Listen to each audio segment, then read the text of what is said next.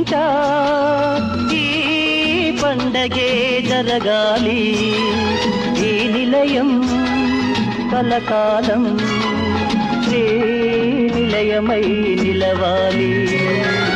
ఏటేటా మన ఇంట ఈ పండగే జరగాలి, ఈ నిలయం కలకాలం శ్రీ నిలయమై నిలవాలి.